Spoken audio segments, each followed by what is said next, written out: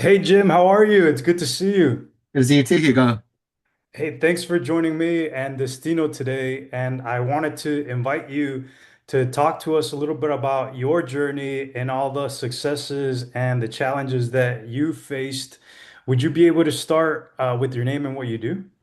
Yeah, my name's Jim Hansen. I'm a costume supervisor. I'm work on the show with you, Happy's Place right now.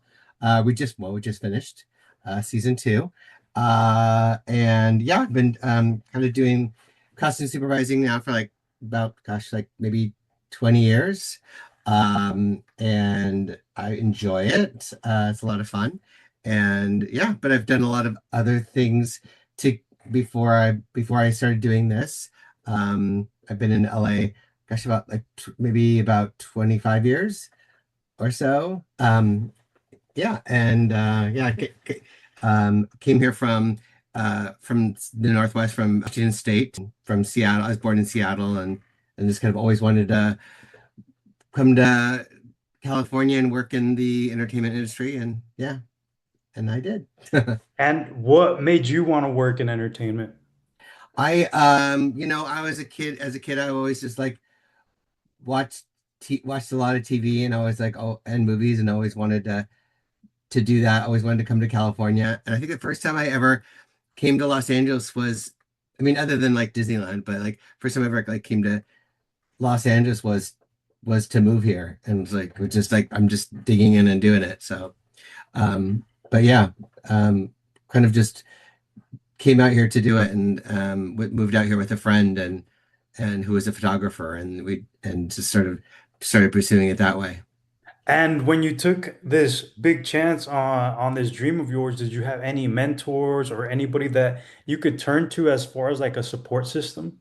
No, we so my friend and I, he was a photographer, and I knew I wanted to kind of like try to work on movies and stuff, and we both were like didn't know one person out here. We were like just rented a U-Haul, loaded our stuff in, and we're like we're just gonna just give it a shot. So we didn't know anybody out here, and we were kind of the first after that. Other friends of ours had started kind of moving out here, and we were the people that they knew coming out here. But we didn't know anybody. We just kind of like did it.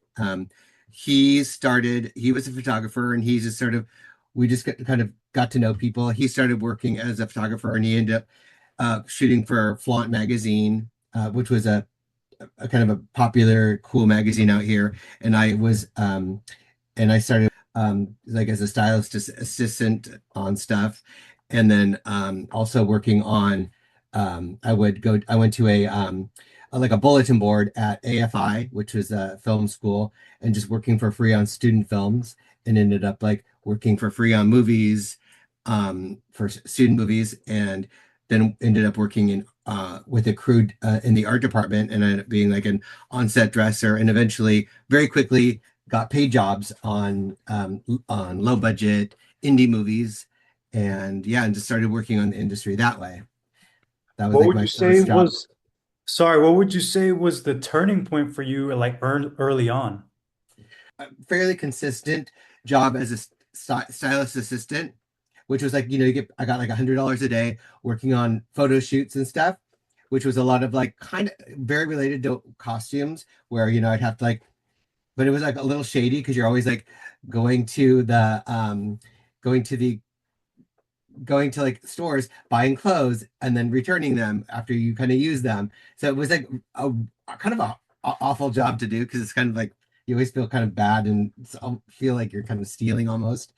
Um, but and then on the other side, I was doing this really fun, creative job, getting paid about, still like, probably about the same, like $100 a day. But you're working like 14 hours and all night, but you're making these friends that you're having for life, and you're working in the art department on these low budget movies where you're like, you know, like my job was I was on set dresser, so I was like, the actor would like, run into a room and pull drawers out of a room and like make a mess, and I'd have to like then take a Polaroid of the messy room and then reset it exactly how it was, and and so that when the camera turned around, it would match and everything. And I would, go home at night and I would just dream about the room matching and like, I'd become super obsessed with it. And every movie I'd watch after that, I would be obsessed with the continuity of that movie and like how my job was doing. And, it became, it becomes your whole world, and that's, I think that after doing that for a while, like it affects your whole how you view movies and stuff. And but it was really fun. It was a a great part of my life. Really it affects you if it affects you kind of forever. How you view movies and but it was really fun. Yeah. What was the project that led you back into costumes? So I was working on this movie called Cold Around the Heart. I was doing uh uh on-set dresser, like doing the stuff I was saying. And there was a costume designer on it who I was just super good friends with. And she was like, I've got this new movie. It's with Julia Stiles. It's called Wicked.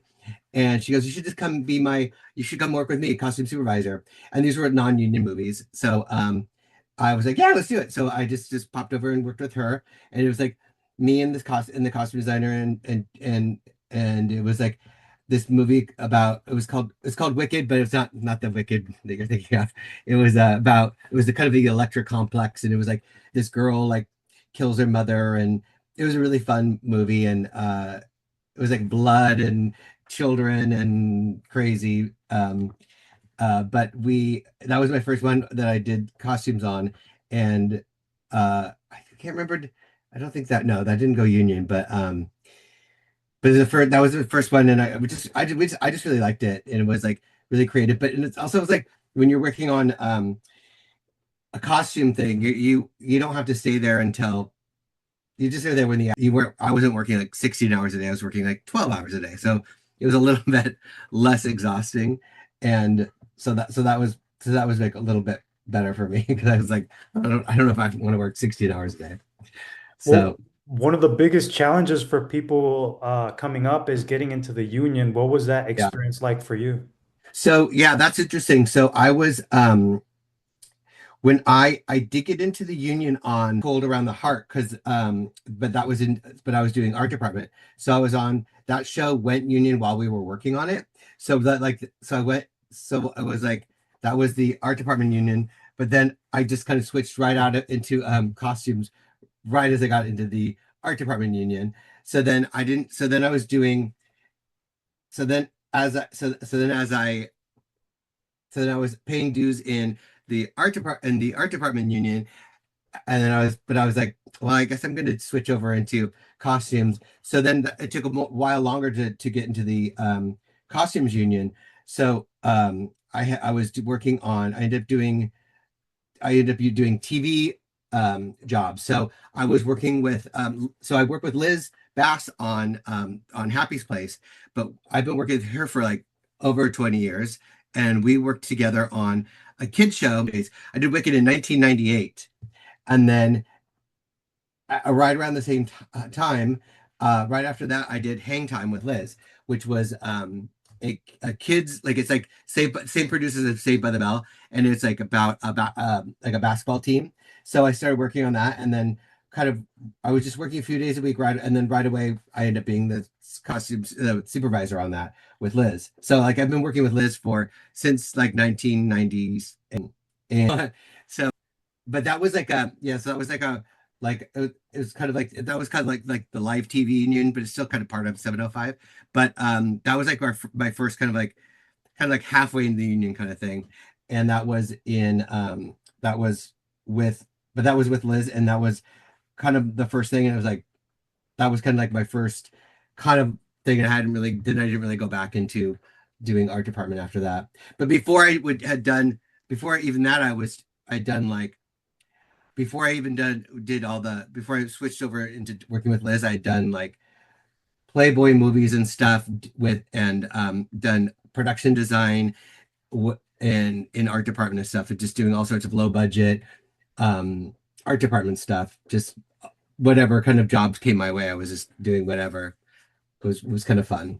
Yeah, that's always been a key element that I try to implement as well, just to stay busy regardless of Yeah. for example, I just worked on a short film, and it just keeps me and my skills sharp. Yeah. Yeah. It's like when, because especially when you're first starting out, I'm just like trying out everything and seeing what kind of clicks for you, what you kind of like. When when I first moved here, going to the AFI and just looking on their board and working for free and just to try out different things to see what I like and and the most important thing was finding people that I liked to work with. And then eventually those people, got paying jobs and hired me. I worked with this one production designer for many years doing lots of commercials in the art department.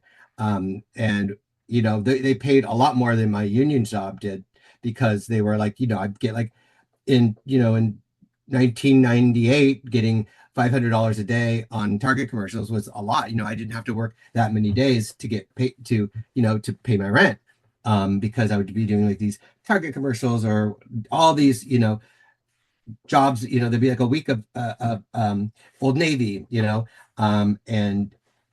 you that'd be pretty great, So and I'd be doing like these little styling jobs, and then the Target commercials, and like all doing all different things, and then I'd be doing a Playboy movie, and I'd be doing a mixture of styling assistant and production design and all these things all at once, and just kind of figuring out what's the thing that was gonna stick and what's the thing I like the most. How did you stay in these people's radar so that they always knew to come look for you as far as like doing commercials and doing stylist work and Playboy movies? I think I just was always like, yeah, whenever somebody called me, I'd just say yes, just Yeah. like always kind of being.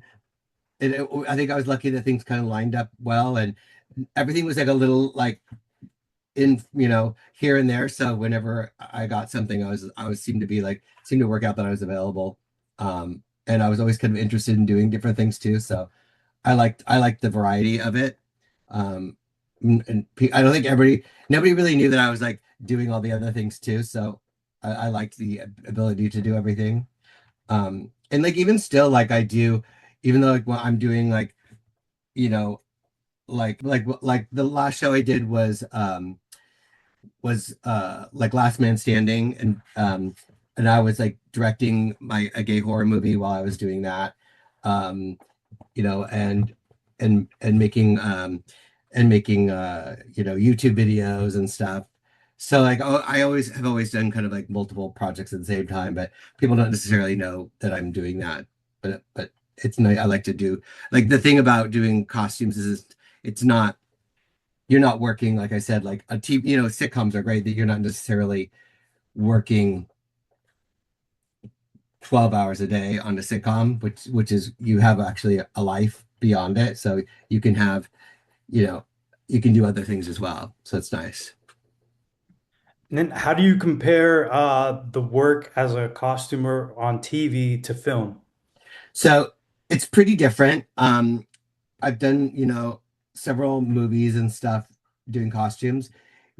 TV is you have a very set schedule. And I know you've interviewed Terry Gordon. She goes into great detail about like our schedule and our routine, and she really describes it great. How there's a pattern to our week. It's a pretty predictable pattern. It's very I love it. I love how routine it is, and I love how you can predict your life, and you can make plans. You can make a dentist appointment. On the weekend you're going to be free. It's pretty reliable. But on a say you're making a movie, you never know what the week's going to bring, and the schedule changes, and you're going to be working 12 hours a day for sure. You might be working 16. You might have to get up. You probably get a Monday, you're probably gonna have to get up at like 5 in the morning, and you might have like at 5 in the morning, you might have like 100 people waiting for you that you have to get ready, and you might have a crew of like 10 different costumers that all need you to tell them what to do at 5 o'clock in the morning on Monday morning, and then by the time you get to Friday, after 12-hour days being pushed or you might be working until like 4 o'clock in the morning on Friday, So and then that doesn't give you much of a weekend when you are working that late and then starting at 5, that really doesn't give you much of a weekend. So that you don't really have much of a life. So, but you get paid all those hours, all the overtime. So you get paid pretty well. So it's like your trade-off is like while you're making that movie, you'll get paid really well, but you don't have much of a life. So maybe you will work like crazy and your whole life is that movie, but then maybe you'll take a few months off and not do anything else. But you're on a sitcom, you know that you can go home. You can watch your favorite TV show at night, and you're not gonna be consumed with work, but you're not gonna get the big bucks on a sitcom. You're gonna probably not work more than your guarantee, not very often. So that's your trade-off. It's kind of like uh your lifestyle uh is you're gonna have like a more comfortable lifestyle in a sitcom. But so I would say, for me, I like when I was younger, the movies were fun. I loved it. You're really dig in, you get driven, people get obsessed with it. But I love sitcoms now being a little older, and it's like, you know, also like you on a sitcom, it's not that it's easier because like there's no room for mistakes on a sitcom. You have to do everything in like literally 2 days. Let's be honest. It's 2 days. You have to do everything. You have to know exactly what you're doing. You have to do everything instantly, and you have to know exactly what to do. You can't make a mistake. You can't. There's no experimentation. You you have to kind of almost like earn the right to be on a sitcom because there's no like second fittings. It just has to be right the first time. So you don't get to just come into a sitcom and be like, I'm gonna try this. No, it's like you have to get there by experience. So so it's kind of like, a great, it's like you earn your spot on by by having enough experience to get there. And once you and but also there's like once you know what you're doing and you have the confidence, and confidence is part of being on a sitcom too, because you also be like, yeah, this is right. We're doing this because you got to keep going. You can't second guess yourself. So that I think that the main difference is kind of like lifestyles and money and experience. On a movie there's lots more time to work things out. Like you're like, in 2 months we're going to shoot this scene, and you can like, okay, we have to do the Santa costume, and it's a month away now it's 2 weeks away, and you have lots of time to fuss with things. But then also it'll be like somebody will show up on set that day that you're fitting, so it's a little more erratic, but depends. It also depends on the movie. But How do you prepare for projects? well, for a movie, you read the whole script, you break it down, you just some things you'll do, like probably a big fittings. When you do all your research, you'll do big fittings. Try to get as much stuff done before you shoot as you can. But a lot of times, you won't even get casting until you're already shooting. So you do while you're shooting, you'll do a lot of fittings while you're shooting. You'll do a lot of you have to do a lot of the work while you're actually shooting and stuff too. Um, but it depends. I mean, they're all so different. It's so reliant. It's so dependent on budget and how many people that you have. Like every project is so different. Like sometimes you get like a really long prep time. It so much depends on the movie. Like when I and also some features are a lot um like an episodic TV show too. Uh, some episodic TV shows basically are basically a movie too, where you'll have advanced scripts that you are prepping while you're shooting. So I haven't done a ton of episodic TV shows. Um, I think I worked on I did like background costumes on during COVID. I worked on Monster, the Jeffrey Dahmer one, and just doing background was like we just worked like 12-hour days just dressing background and we had a huge crew. It was crazy just doing like fitting background for the 2 days ahead. We had a whole crew of like probably like 10 people just fitting background for that show. And when you watch the show, you're like, there's hardly any background on there, it seems like, but it and they take it very seriously and like it's very period accurate and it's like, it's like perfect, Well, for you, how do you gain the trust of the costume designer, the producers, the cast? What helps you out with that? Hmm. I think it's mostly about for the cast, it's about like listening to them, um, making sure that they feel heard. And because when you first talk with them and listening to them when they talk about the character and making sure that they're heard because you're gonna read the script and come up with your own ideas of what the character is, but then it's really a collaboration. And if it's really important that you hear what they're saying and you take notes and incorporate, like if they like a brand name or something, get that brand name in there, even if it's not right, and even if they know that it's not right by the time you do the fitting, just have the things that they say so that they're like, oh, they heard me, and then you can be like, they'll be like, oh, Joe jeans, you have them in there, and they'll be like, oh yeah, they wouldn't wear that, but they know that, oh, they heard me, and you don't have to use them, but they'll know that they were heard. So I think that's an important thing. It kind of allows them to feel like that they're trusted, and then you can kind of like move into what's right for the character or whatever. Um, it also like is important, like for me, for my role, is like you also want it's important that the designer is taken care of too, so that they can focus on like focus on what they want. Like I have to protect my job is to kind of protect the designer so they can focus on their job. So I kind of have to like listen for all the little details and make sure that everything's covered like head to toe so they can kind of do the vision. But I have to make sure that like also like if they're doing their vision, like all if there's little details of like socks, like maybe the designer's not like thinking about socks, but I have to make sure the socks and the belts or all these other things that are there in the fitting that I can be like, make sure that everything's been shopped for, so the designer can be like maybe the designer's like really focused on this perfect leather jacket, but there might not be like thinking about. I don't want them to have to be like make sure to get socks, like, but that's more like my job is to make sure that like all the choices of shoes and all the things that maybe are not what the designer is thinking of, but so that I can make sure that all the shoppers and everybody else is like filling everything else, so that they have the room set up nice and so everything is good, so that everybody else is taking so the fitting is taken care of, and then that way when the actors go in there that they feel good, and then when the actor's happy, then the producers are happy. If the actor is like, oh, that was a great fitting, then the designer's happy, then the producers are happy, then everybody feels like it's good and taken care of, and the producer are also happy when they have pictures, lots of pictures to look at, to choose from, then everybody's happy.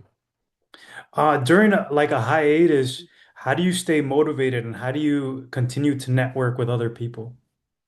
Ugh, that's a good one. To be honest, I don't really network so much. I just kind of like wait until somebody calls me. I am a little like I've kind of worked, like I said, I've worked with Liz for so long that she's such a good networker and she's so good at that stuff. I kind of literally don't. I have not had a resume. I don't think I've ever had a resume. Not for like 20 years. I have not ever reached out to anybody to look for a job. I just sort of sit around and wait. I guess I'm lucky that way. But there's not a ton of, it doesn't feel like there's a ton of people that do what I do. So I mean, I've also like, don't mind if I don't work for a little while. I'm happy to not work for a little while sometimes. So I just have like sort of this like, if I'm not working, I'm just gonna take a little moment. Um, but I've been lucky to work often, and I kind of enjoy taking a little time off if it happens. But yeah, I don't really network. And for me, like I don't get hired except for by the designer. So I don't look for jobs on my own unless they are things that are not costume related. Like I'll work on my own little projects, like like YouTube videos or directing things, but not on costume things on my own. And then when you are on a project, who is your support team and who is the people that you rely on to get the episode out, for example? So I think my team is like, so there's like the, for on Happy's Place, my team is so would be like the key, which is on Happy's Place is Kate. And she's like kind of like, we're kind of like a team. We kind of basically discuss like the episode of like, okay, what who's it's a very on a Happy's Place is a very small crew. You know, it's just like Liz and I will kind of discuss the episode. We'll decide like what questions we need to ask during the production meeting. And then after the production meeting, Kate and I will go through and be like, okay, who's shopping for what? Um, Basically, like Liz and Kate basically do most of the shopping. I'll shop for some things like specialty weird little things, but Kate and Liz do most of the shopping for the cast. I'll do like the shopping for like if there's something weird, like a crazy thing, I'll do that kind of shopping. But most of the shopping for like normal clothes, like the cast clothes, that's go mostly Liz and Kate. You know, and then they'll kind of like, you know, day one, Liz and Kate will divide that up. And then Kara will basically she's in charge, she basically is in charge of she's the I guess her title is costumer, but she's a set costumer, but she's just also the costumer in terms of she'll go through like during the show she you know fixes the collars, does the lint, like keeps the tracks the continuity, you know, adjusts all the buttons so they look nice and sews people in if they need it. She'll also the day after break down all the costumes, put them all together, file them away so we know where everything is, keeps track of everything, puts them in the continuity book. Um, you know, she'll make sure that everything's doubled. She'll make sure there's like, you know, little pads or make sure the alterations are done, make sure that Kim knows what needs to be altered or and Kim's our tailor. You know, anything like just kind of make sure everything in its place, make sure she knows where everything is, make sure the shoes are have pads in them and you know, does all that stuff. And then Eliana is her up on set. She's a 2 day a week uh, set costumer as well. And then so basically like during the week, it's me, Liz, Kate, and Kara kind of like making sure everything gets done. You know, all the little details. And then during the show days, it's um, Kate, Kara, and then Eliana on set. And then we have background costumer Bridget, who takes care of all our background. And you know, we always have this pretty much the same background on that show. She just kind of makes checks them in. They have like multiple change if they have multiple changes, you know, picks them out for each day and then kind of keeps track of them for each day. So it's I mean Happy's Place is like probably one of the most straightforward shows. It's pretty easy. It's pretty nice. Everybody kind of knows what they're doing. We have a pretty small crew, which is nice because it makes it easier for me since I kind of like have to like manage the crew. So it's nice and easy for me to like not have to have a lot of people to manage because I don't love it when it's like, what do you want me to do now? Everybody's kind of busy enough that they know what to do, and I don't have people being like, what do you want me to do now? You know, because Yeah, no, that's great. And for young people that want to get started and start working in costumes, what advice would you give them? you know, I think a good place to start is uh like the way I started out was like it was through styling assisting, which is, I mean, it's because we're a union show, starting off doing doing a sitcom is not really possible. You can These are not jobs that you can just like start doing. You can PA, that's possible. I don't really know how. It's not a lot of PA jobs out there, so or even getting them is pretty difficult. So I don't know if I would necessarily recommend trying to be a PA unless you have some sort of access to that job. I don't even know how you do that. But what you can do is like you can be a stylist assistant. That's a good way to see if you are interested in that world. It's a like I mentioned earlier, it's a little it can be a little tough, but it's a pretty accurate view of the world. I mean, one of my very first styling assisting jobs was like was like working on a Versace campaign. It was like with Naomi Campbell, and like it was very glamorous, as like somebody who just moved to LA, and I was like on a Versace shoot with like Linda Evangelista and Naomi Campbell. And I was like, oh my gosh, this is super fancy. So it was very cool, and it was cool to be a part of that world. Um, so I mean, think those that is an accessible. I mean, is a possibility to do that. You could also volunteer to work on, on low budget movies or student films.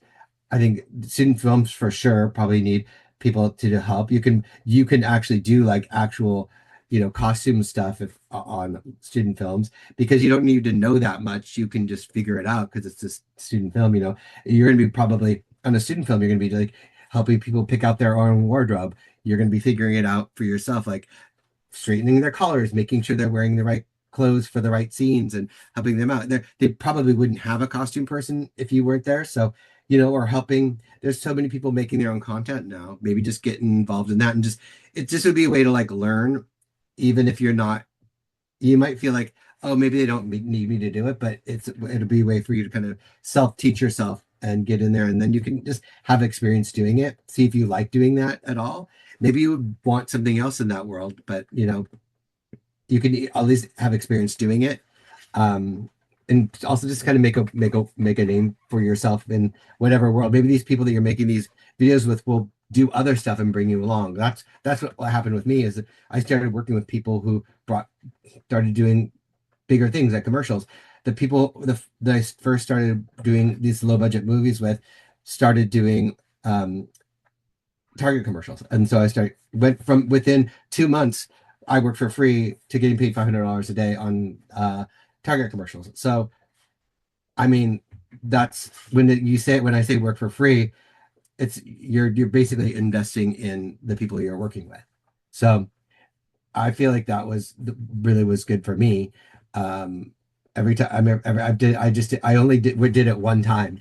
I only worked for free on one project, and it paid off. So Yeah, you uh, never know how you find your yeah, people and how yeah, you end up like on the next project. And every project that you do work on, you take that experience to the next one yeah, and just keep that rolling. yeah. But yeah, congrats on all the success and everything that you've been working on so far, and we look forward to seeing more.